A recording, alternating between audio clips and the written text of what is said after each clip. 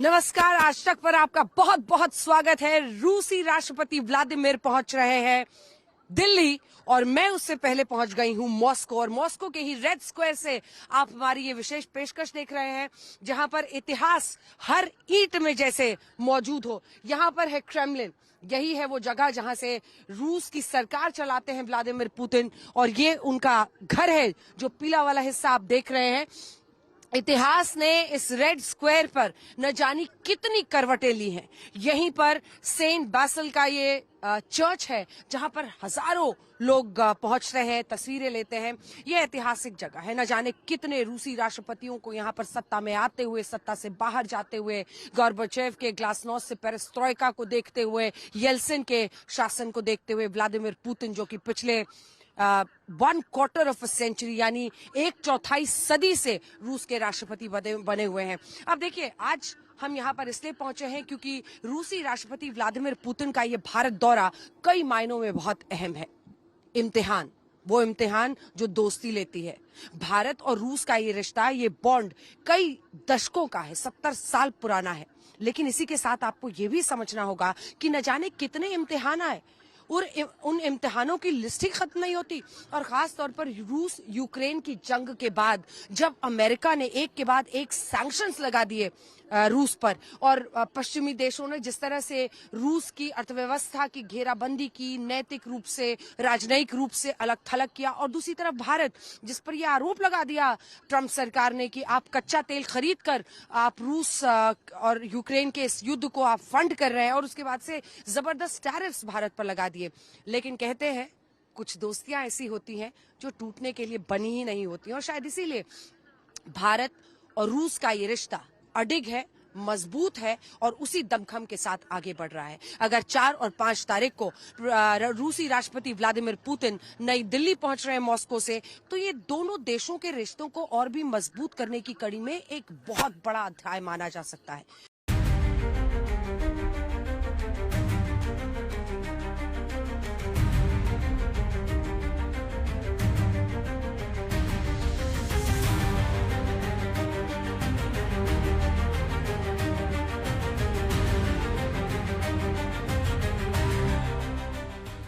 इंतजार के दिन अब खत्म होने को हैं। कल शाम दिल्ली पहुंच रहे हैं रूसी राष्ट्रपति व्लादिमीर पुतिन। पुतिन के दिल्ली में कदम रखने से पहले ही उनका विशेष सुरक्षा इंतजाम दिल्ली पहुंच चुका है।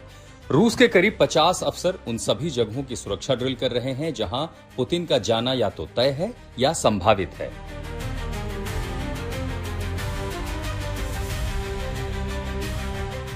पुतिन का दौरा बेहद खास है। पुतिन ऐसे वक्त में भारत आ रहे हैं जब भारत अमेरिका के साथ टैरिफ वॉर में उलझा है और रूस खुद भी यूक्रेन जंग में फंसा हुआ है। पुतिन कल शाम दिल्ली पहुंचने के बाद शाम करीब 7 बजे 7 लोक कल्याण मार्ग में पीएम मोदी के साथ रात्रि भोज में शामिल होंगे। लेकिन पुतिन का आधिकारिक दौरा 5 दिसंबर से शुरू होगा, जब राष्ट्रपति भवन में गार्ड ऑफ ऑनर से उनका औपचारिक स्वागत किया जाएगा। पुतिन 5 दिसंबर को करीब 10 बजे राष्ट्रपति महात्मा गांधी को श्रद्धांजलि देने राजघाट जाएंगे। इसके बाद शुक्रवार को ही सुबह 11 बजे पीएम मोदी के साथ हैदराबाद हाउस में द्विपक्षीय वार्ता करेंगे। इसमें कई अहम समझौतों की उम्मीद है।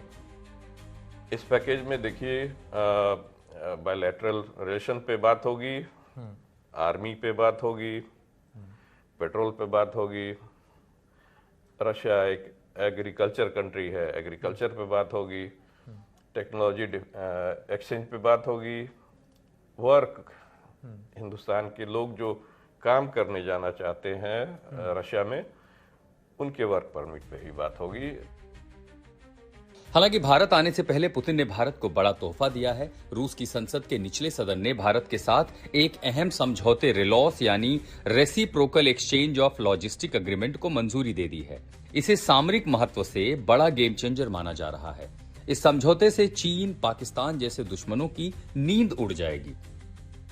रेलोस यानी reciprocal exchange of logistic agreement से रूस के सैन्य बंदरगाहों, एयरबेस या सुविधाओं का इस्तेमाल भारतीय नौसेना और वायुसेना कर सकेगी। इसके अलावा जरूरत पड़ने पर दोनों देश एक दूसरे के ईंधन, राशन और स्पेयर पार्ट्स की मदद लेने के लिए भी आजाद होंगे। रशिया के पास सबसे बड़ा प्लस पॉइंट है कि टेक्नोलॉजी ट्रांसफर करता है। ऐसा कोई उसमें माइक्रोचिप नहीं लगा हुआ है कि जरूरत पड़ने पे कहीं पे उसका बटन ऑफ कर दिया, वो फ्लाइट उड़ ही नहीं रही है, रॉकेट उड़ ही नहीं रही है, और उसके बाद डिक्टेट करेंगे कि आप उस कंट्री पे इसको यूज कर सकते हैं, उस कंट्री पे आप इसको नहीं यूज कर सकते हैं। आपको हमने टेक्नोलॉजी ट्रांसफर कर दिया, सारी उसकी जो कीज होती हैं सब ट्रांसफर कर दिया, आप जहां माने उसको यूज करिए। भारत का सबसे बड़ा दोस्त आ रहा है। भारत ही नहीं, दुनिया भर की निगाहें इस वक्त पुतिन के दिल्ली दौरे पर हैं। दिल्ली से प्रणय उपाध्याय के साथ आज तक ब्यूरो। कुछ रिश्ते ऐसे होते हैं जिनका कोई मुकाबला नहीं कर सकता है, और आज जब मैं रशिया में मॉस्को के इस रेड स्क्वायर पर मौजूद हैं, तो मुझे इस बात का एहसास हो रहा है कि भारत और रूस के रिश्तों की जड़ें कहां तक हैं। जी हाँ, ये दो ऐसे देश हैं जिनके बारे में कहा जाता है, अंग्रेजी की कहावत है ना, friend in need is a friend in deed. जब जब जरूरत पड़ी, जब जब बड़े बड़े इम्तिहान हुए, तो दोस्ती काम आई। और इसीलिए हम कहते हैं कि दोस्ती इम्तिहान लेने वक्त काम भी आती है, और दोस्ती खुद भी इम्तिहान लेती है। आप देखिए कि रूस यूक्रेन जंग के बाद, ऑपरेशन सिंदूर के बाद, इसी के साथ साथ आप देखिए कि ट्रंप ने जो हम रूस से कच्चा तेल खरीद रहे थे, जिसकी वजह से इतने जबरदस्त टैरिफ्स हम पर लगाए, इन सब के बावजूद पहली बार उसके बाद, इन 3 बड़ी घटनाओं के बाद, रूस के राष्ट्रपति व्लादिमीर पुतिन भारत के दौरे पर आ रहे हैं। तो इस दोस्ती का इम्तिहान भी है। ये भारत और रूस को तय करना है, और खास तौर पर भारत को, कि हम अन्य कई पश्चिमी देशों की नाराजगी किस हद तक मोल लेने को तैयार हैं, मोल लेने को। वहीं दूसरी तरफ रूस इस रिश्ते में कितनी जान डालने की, या नए सिरे से और क्या कुछ भारत के लिए करने को तैयार है, इन सब का इम्तिहान होने वाला है। लेकिन हाँ, वही साथी है रूस जो हर मुश्किल वक्त पर, हर बड़े मंच पर भारत के साथ अटूट खड़ा रहा है, और इससे कोई इनकार नहीं कर सकता है। क्योंकि देखिए, कई रिश्ते आए, कई दोस्ती कई सारे ऐसे देशों के साथ हमारे हैं, लेकिन जो रिश्ता भारत और रूस के बीच का है, उसका कोई सानी नहीं है। आप सोचिए कि कच्चे तेल की खरीद को लेकर रूस से जो भारत पर जबरदस्त टैरिफ्स लगे, उसकी वजह से एक दबाव बनाने की कोशिश जरूर थी, एक आर्म ट्विस्टिंग की कोशिश हो रही थी। वहीं दूसरी तरफ रूस को रूस यूक्रेन युद्ध के बाद लगातार पश्चिमी देशों के सैंक्शंस का सामना करना पड़ रहा है। लेकिन इसके बावजूद अगर आज भी रूस और भारत ये जानते हैं कि ये रिश्ता अडिग है, ये रिश्ता आगे बढ़ना चाहिए, तो उसी भरोसे का ये आधार बनकर आगे ये रिश्ता जा रहा है। आइए आपको अपनी इस रिपोर्ट के जरिए ये समझाने की कोशिश करते हैं कि क्यों कुछ ऐसी भी दोस्तियां दुनिया में होती हैं दो देशों के बीच में, जिनकी कीमत, जिनकी अहमियत, जिनमें भरोसा, जिसकी ताकत कोई आंक ही नहीं सकता है। उनमें से एक है भारत और रूस का रिश्ता। India, very, very tough, very, very tough. Putting secondary sanctions on India. We were not happy with him buying oil from Russia because that lets Russia continue on with this ridiculous war where they've lost 1.5 million people. So, राष्ट्रपति Donald Trump से एक बहुत बड़ी चूक हो गई।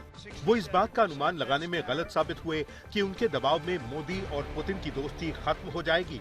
राष्ट्रपति Trump ने राष्ट्रपति पुतिन को अलग थलग करने के लिए भारत पर कई तरह के दबाव बनाए। उन्होंने रशिया से कच्चा तेल खरीदने के लिए भारत का लगातार विरोध किया, जबकि युद्ध की शुरुआत में अमेरिका ने ही कच्चे तेल की कीमतों को स्थिर रखने के लिए भारत को ऐसा करने के लिए प्रोत्साहित किया था। इन आरोपों के आधार पर राष्ट्रपति ट्रंप ने भारत का टैरिफ 25% से बढ़ाकर 50% भी कर दिया और भारत पर ये आरोप लगाया कि हम यूक्रेन युद्ध में रशिया की आर्थिक मदद कर रहे हैं। राष्ट्रपति ट्रंप ने यही सोचा था कि भारत इस टैरिफ के दबाव में आकर रशिया से अपनी दोस्ती को तोड़ लेगा और राष्ट्रपति पुतिन अलग थलग पड़ जाएंगे, लेकिन ऐसा कुछ नहीं हुआ। राष्ट्रपति ट्रंप से ये समझने में चूक हुई कि भारत और रशिया की दोस्ती टैरिफ के पहाड़ से गिराई नहीं जा सकती। ये दोस्ती 7 दशकों से मजबूत हुई है और भारत ने अमेरिका को साफ कर दिया कि हम वही फैसला लेते हैं जिसमें हमारे राष्ट्रीय हित का भला होता है। भारत के किसान, भारत के मछुआरे, भारत के पशुपालक, उनसे जुड़ी किसी भी अहितकारी नीति के आगे मोदी दीवार बन के खड़ा है।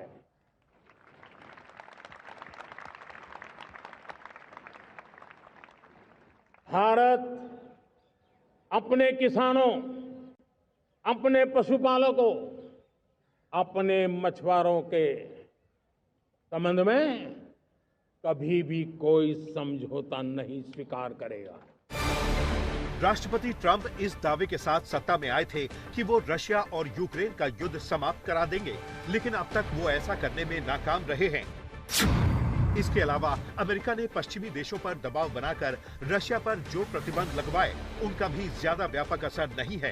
यूक्रेन युद्ध के बाद से रशिया पर 26,000 से ज्यादा प्रतिबंध लगाए जा चुके हैं, जिनमें करीब 6,500 प्रतिबंध अकेले अमेरिका ने लगाए हैं। लेकिन इसके बावजूद रशिया की अर्थव्यवस्था आज 188 लाख करोड़ रुपए की हो चुकी है, जो युद्ध से पहले 150 लाख करोड़ रुपए की थी। रशिया के जीडीपी ग्रोथ रेट में भी ज्यादा फर्क नहीं आया है और ये अब भी अमेरिका के जीडीपी ग्रोथ रेट से ज्यादा है। 2024-25 में अमेरिका का जीडीपी ग्रोथ रेट 1.4% था, जबकि रशिया का जीडीपी ग्रोथ रेट 1.5% था। रशिया की ये स्थिति तब है जब उसने यूक्रेन युद्ध पर पानी की तरह पैसा बहाया है। यूक्रेन की सरकार का दावा है कि रशिया 2022 से अब तक इस युद्ध पर 88 लाख करोड़ रुपए खर्च कर चुका है, जबकि रशिया का कहना है कि उसने इस युद्ध पर 26.5 लाख करोड़ रुपए खर्च किए हैं। और इस खर्च और पश्चिमी देशों के हजारों प्रतिबंध के बाद भी रशिया की आर्थिक हालत उतनी खराब नहीं हुई जितना कि अनुमान लगाया जा रहा था। सबसे बड़ी बात यह है कि ना तो राष्ट्रपति पुतिन किसी दबाव में आए और ना ही प्रधानमंत्री मोदी ने किसी दबाव को भारत पर हावी होने दिया, और मुश्किल वक्त में भी भारत और रशिया की दोस्ती कमजोर पड़ने के बजाय मजबूत बनकर उभरी। ये वो वक्त था जब रूस और यूक्रेन का युद्ध छिड़ चुका था। आप सोचिए कि कूटनीतिक रूप से बहिष्कार, आर्थिक रूप से घेराबंदी, नैतिक रूप से चारों तरफ से तिरस्कार, इन सब का रूस सामना कर रहा था। और ऐसे घड़ी पर भारत ने यह तय किया कि हम रूस को लेकर सख्त रुख नहीं अपनाएंगे। हम ये तय करेंगे कि भारत के हित में क्या है। अगर हमें रक्षा सौदे करने हैं, अगर हमें तेल के सौदे करने हैं, तो हम वो करेंगे, क्योंकि वो भारत के हित में है। और यही रूस के साथ ऐसे वक्त पर हमारा खड़ा रहना इस तरह से काम आया है कि रिश्ते में एक मजबूती आई। आप सोचिए कि अमेरिका ने तो 50% टैरिफ लगा दिया कि आप जो तेल रूस से खरीद रहे हैं उसकी वजह से यूक्रेन पर ये युद्ध रूस कर रहा है और यूक्रेन को तबाह कर रहा है। इन तमाम आरोपों को झेला, टैरिफ में इजाफा हुआ, लेकिन बावजूद इसके हम रूस के साथ अडिग खड़े रहे। और यही बताता है कि भारत अपने कूटनीतिक फैसले किसी के दबाव में नहीं लेता है, लेकिन हाँ, अगर कोई देश हमारे साथ खड़ा रहता है तो मुश्किल घड़ी में हम भी उसके साथ, मॉरल लेक्चर कोई कितना भी दे, खड़ा रहना। 1 декабря исполняется 15 лет со дня принятия совместного заявления, в котором отмечен выход наших отношений на уровень особого привилегированного стратегического партнерства. Можно уверенно констатировать, что многоплановые российско-индийские связи активно развиваются на этих принципах. पिछले 11 सालों में प्रधानमंत्री मोदी और राष्ट्रपति पुतिन के बीच कुल 22 बार मुलाकात हो चुकी है, जिसमें पहली मुलाकात 16 जुलाई 2014 को ब्राजील के सवा-सौ करोड़ भारतीयों को अगर कोई पूछेगा कि हिंदुस्तान का सबसे अच्छा मित्र कौन है, तो हर हिंदुस्तानी बच्चा बोलता है कि रशिया हमारा सबसे अच्छा दोस्त है। और हर संकट की घड़ी में कोई एक देश विदाउट एनी रिजर्वेशन अगर भारत के साथ में आ रहा। प्रधानमंत्री मोदी और राष्ट्रपति पुतिन की दोस्ती की सबसे अच्छी बात यह है कि ये दोस्ती काफी सहज दिखाई देती है। आप साल 2015 का ये वीडियो देखिए, जब राष्ट्रपति पुतिन ने कहा था कि वो प्रधानमंत्री मोदी की तरह योगा का अभ्यास करके देखेंगे।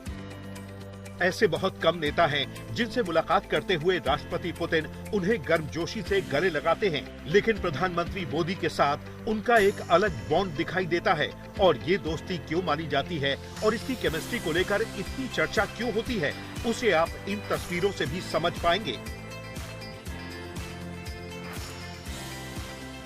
प्रधानमंत्री मोदी की सबसे अच्छी बात यह है कि वो राष्ट्रपति पुतिन से अपनी साल 2001 की मुलाकात को कभी नहीं भूलते।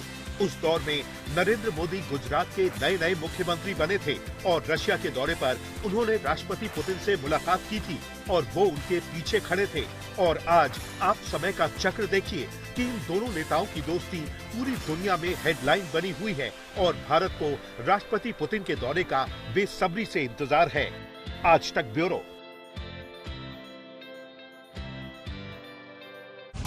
आज तक देश का सर्वश्रेष्ठ न्यूज चैनल।